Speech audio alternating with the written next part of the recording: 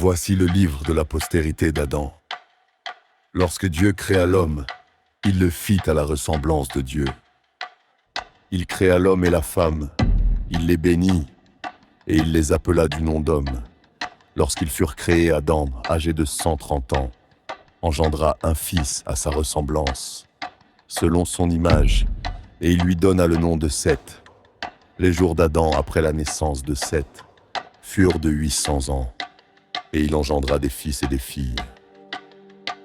Tous les jours qu'Adam vécut furent de 930 ans, puis il mourut. Seth, âgé de 105 ans, engendra Énoch. Seth vécut, après la naissance d'Énoch, 805 ans, et il engendra des fils et des filles. Tous les jours de Seth furent de 912 ans, puis il mourut. Énoch, âgé de 90 ans, engendra Kénan. Énoch vécut, après la naissance de Kénan, 815 ans, et il engendra des fils et des filles. Tous les jours d'Énoch furent de 905 ans, puis il mourut. Kénan, âgé de 70 ans, engendra Mahalalel. Kénan vécut, après la naissance de Mahalalel, 804 ans, et il engendra des fils et des filles.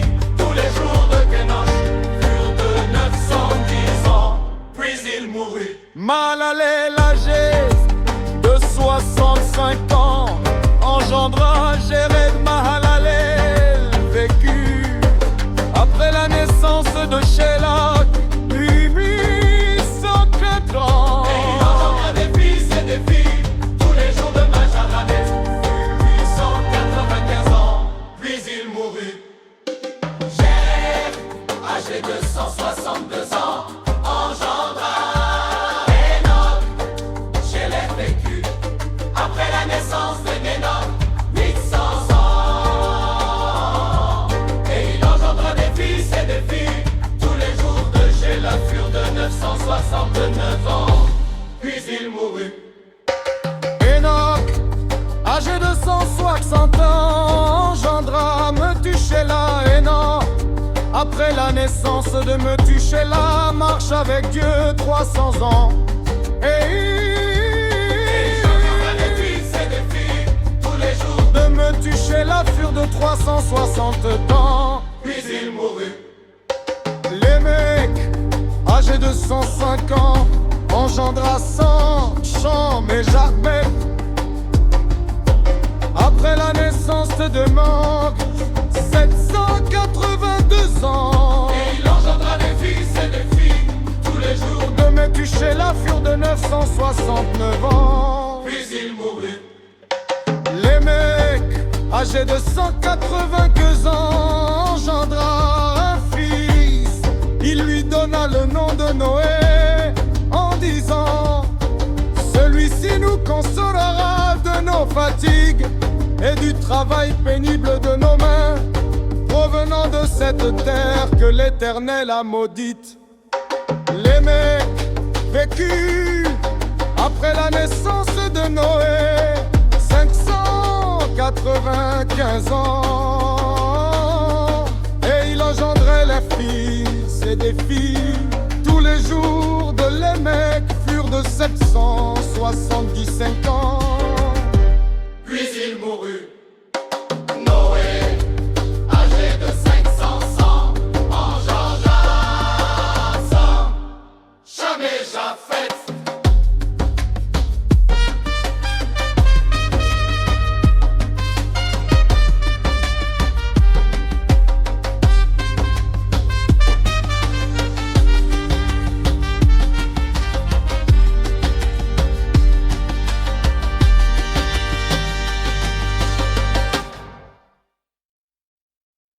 Lorsque les hommes, heurts, commençaient à se multiplier sur la face de la terre, et que des filles leur furent nées, les fils de Dieu virent que les filles des hommes étaient belles, et ils en prirent pour femmes parmi toutes celles qu'ils choisirent. Alors l'Éternel dit: Mon esprit ne restera pas toujours dans l'homme, car l'homme n'est que chair, et ses jours seront de 120 ans. Les géants étaient sur la terre en ces temps-là, après que les fils de Dieu furent venus vers les filles des hommes, et qu'elles leur eurent donné des enfants. Ce sont ces héros qui furent fameux dans l'Antiquité.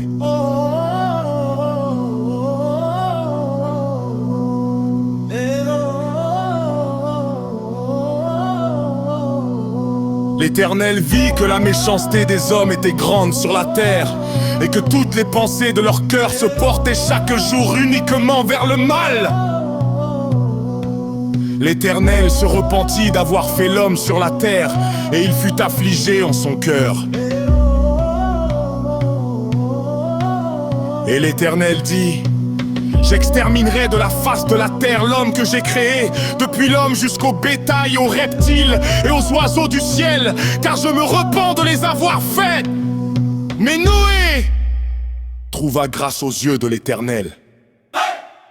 Voici la postérité de Noé. Noé était un homme juste et intègre dans son temps. Noé marchait avec Dieu. Noé engendra 3 fils, Sem, Cham et Japhet.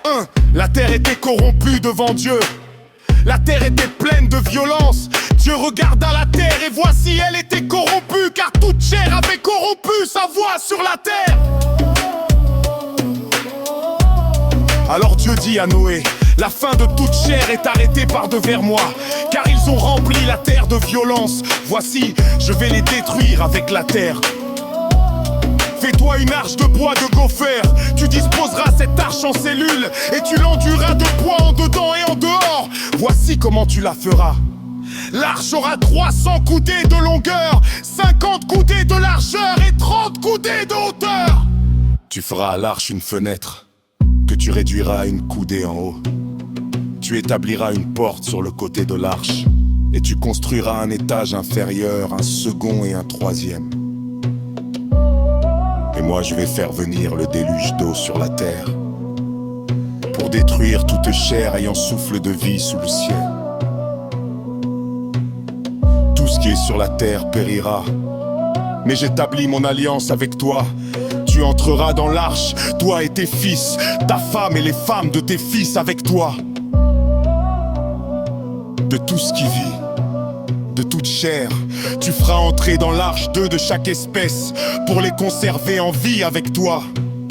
Il y aura un mâle et une femelle des oiseaux selon leur espèce, du bétail selon son espèce, et de tous les reptiles de la terre selon leur espèce. 2 de chaque espèce viendront vers toi, pour que tu leur conserves la vie. Et toi, prends de tous les aliments que l'on mange, et fais-en une provision près de toi, afin qu'ils te servent de nourriture ainsi qu'à eux. C'est ce que fit Noé. Il exécuta tout ce que Dieu lui avait ordonné.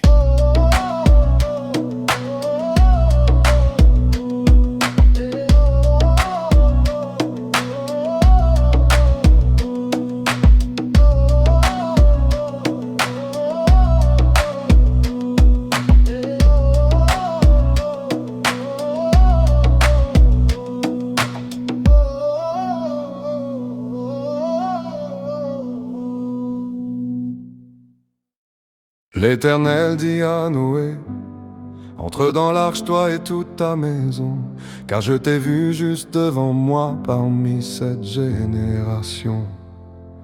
Tu prendras auprès de toi 7 couples de tous les animaux purs, le mâle et sa femelle. Une paire des animaux qui ne sont pas purs, le mâle et sa femelle. 7 couples aussi des oiseaux du ciel, mâle et femelle, afin de conserver leur race en vie sur la face de toute la terre.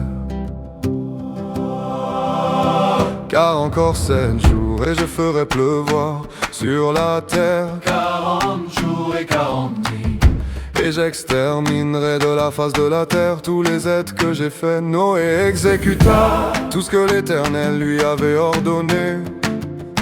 Noé avait 600 ans lorsque le déluge d'eau fut sur la terre.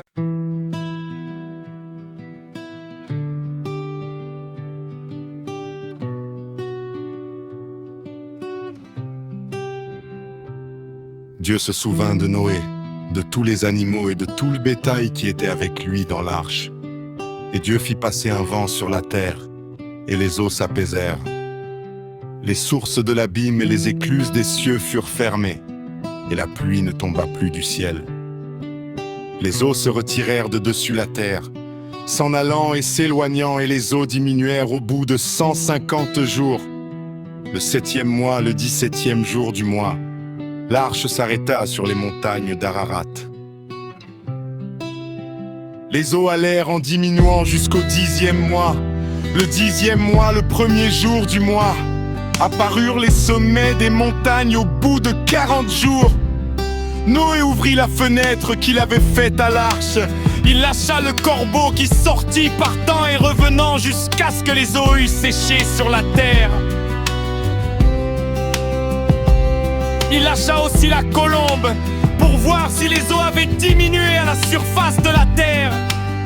Mais la colombe ne trouva aucun lieu pour poser la plante de son pied, et elle revint à lui dans l'arche, car il y avait des eaux à la surface de toute la terre.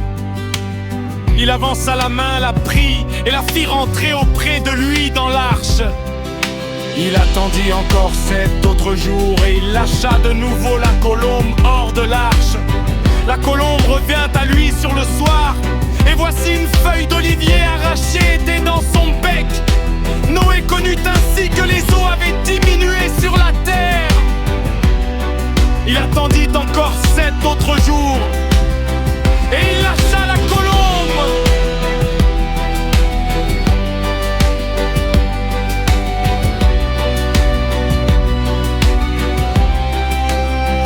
Mais elle ne revint plus à lui. L'an 601, le 1er mois, le 1er jour du mois, les eaux avaient séché sur la terre. Noé ôta la couverture de l'arche. Il regarda et voici la surface de la terre avait séché.